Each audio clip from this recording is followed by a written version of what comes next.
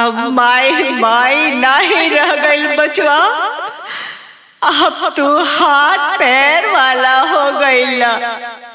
हमरे नहीं तोरो बुढ़ौती आई बचवा। भाग यहाँ से, तू माई ना नट्टी नहीं नट्टी। ए बचवा ई का करत हुआ लाल? अरे माई है, आज माई ना रहती तो तोहार ये धरती पर जन्म ना भेलो बेटा। हे बाबा, तू भीख मांगा लुआ तो भीख मांगा, तू अब जा दूसरे के द्वार देखा। यहाँ से हटा, जल्दी हटा। ठीक है बेटा, हम तो जीते हैं, लेकिन एगो हमार बात सुन लाल। का सुनी? सुन, खाली एक की बात सुन ला। जा तू भीख मांगा। दुनिया में सबसे बड़ी माई रे दुलारुआ, दुनिया में सबसे बड़ी माई रे दुलारुआ, माई का करनी जे भुलाई रे दुलारुआ, माई का करनी जे भुलाई रे दुलारुआ, भुलाई रे दुलारुआ, तनर को में जगह नहीं पाई रे दुलारुआ, दुनिया में सबसे बड़ी माई रे दुलारुआ। ए बेटा, माई माई हूँ हो, बड़ी पीर सके 9 महीना में 9 महीना अपने गर्भ में रख के ढोले। ओ माई के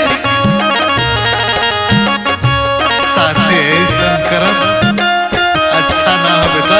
बेटवा के पीर माई तोहरा खातिर सहेली, नवरे महीनवा माई गरबा में ढोवाली।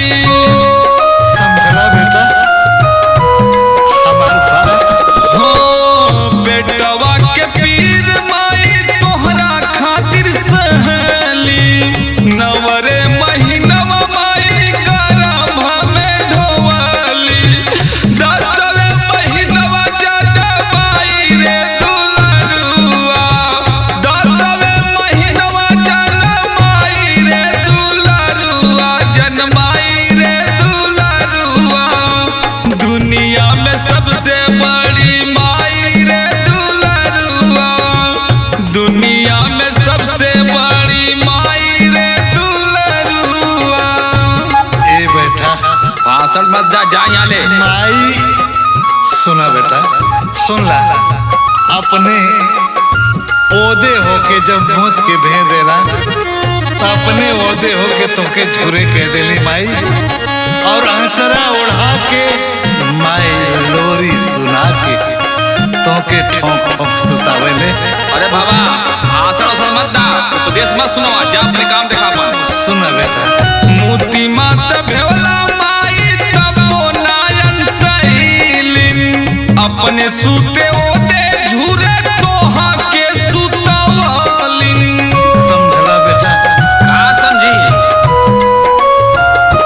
हो मोती माता भेवला माई तबो नायन सैलिन, अपने सूते ओदे झूरे तोहा के सुतवालिन, आचरा ओढ़ाई दुलराई रे दुलरुआ, आचरा ओढ़ाई दुलराई रे दुलरुआ, दुलराई रे दुलरुआ, दुनिया में सबसे बड़ी माई रे दुलरुआ, दुनिया में सबसे बड़ी माई रे दुलरुआ। ए बेटा, इतना बड़ा संसार में माई के कर्ज क्यों ना उतार पड़स लाल? चाहे हम होई, चाहे तू हो, चाहे दुनिया जमाना हो बेटा। बाबा हमके माफ कर दा, गलती हो गई बाबा। ए माई उठू माई, बाबा से कह दे कि हमके माफ कर दो, आज के बाद कोनो गलती